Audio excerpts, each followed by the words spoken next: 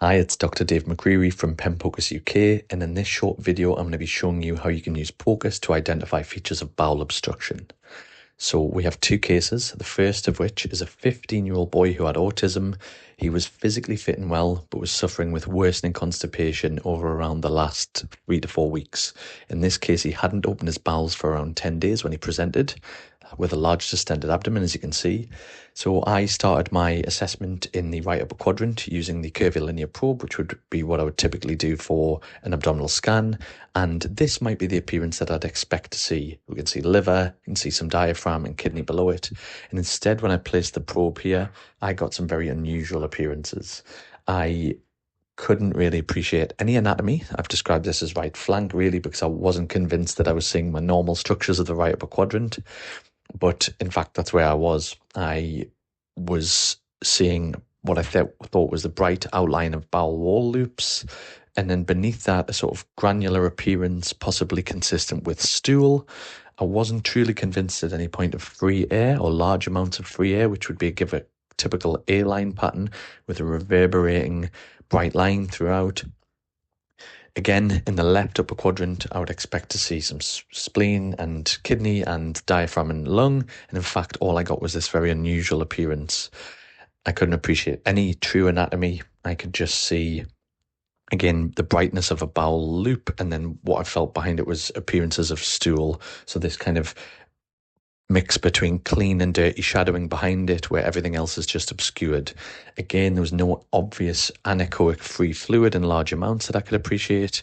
When I looked with the high frequency probe, as you can see in this image, there's small amounts of air throughout, which I think are all within the bowel, and then possibly tiny amounts of free fluid in and around, but nothing significant.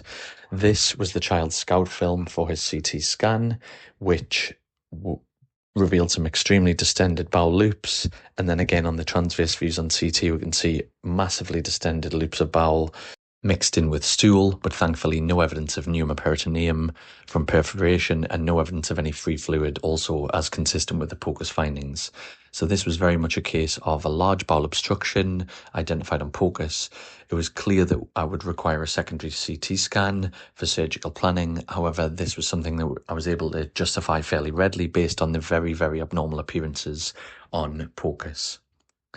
So for the second case, this is a contrast of a very much a small bowel obstruction pattern. So I saw a 10-year-old boy who had previously been completely fit and well, who presented with 24-hour history of vomiting and abdo pain, and he had one episode of slightly bilious tinged vomiting, that was all. So I went to assess his abdomen. He didn't look too unwell at all. However, was much more tender than I expected when I palpated his abdomen. So I obviously followed this up with a POCUS scan, and this is what I was able to identify on his POCUS. I immediately was struck by how unusual this was, with very distended loops of what I thought was small bowel. So we can see from the scale on the side of the ultrasound machine, some of these loops are well over 2.5 centimeters in size for maximal diameter, probably getting on for close to 4 centimeters. Within this, I could see a lot of anechoic fluid distending the loops, which would be not the normal appearances.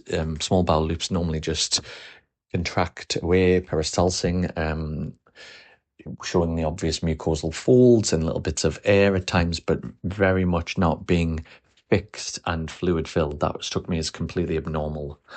So in this first clip, I'd like to describe one of the classical signs we see for small bowel obstruction, in addition to those distended loops, which is something that's known as either the piano key sign or the keyboard sign.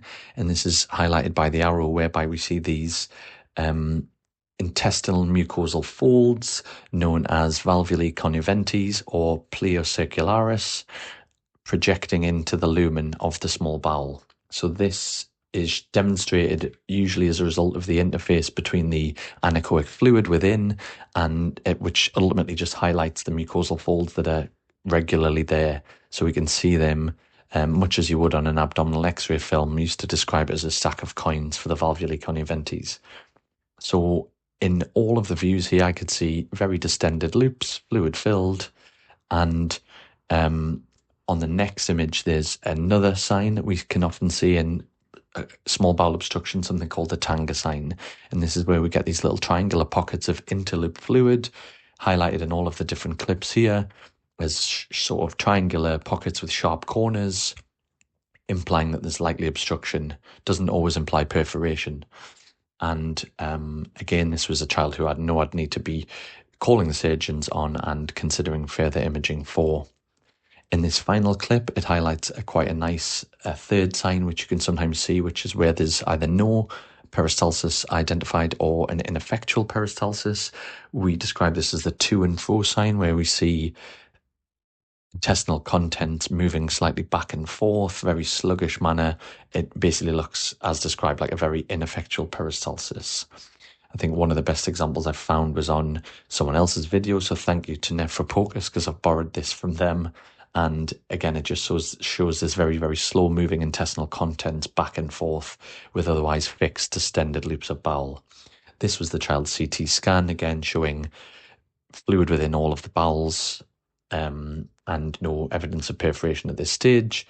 And this child's cause of his obstruction was actually appendicitis, which I was able to then go back and look deep down in the right lower quadrant and identify a appendix 6.2 millimeters maximal diameter. This child went to theatre and did very well. I hope that video has been useful for showing you some of the signs that you might identify as part of large or small bowel obstruction. If there are any questions or if anyone would like to suggest any topics for future videos, please just drop a comment below. Thanks.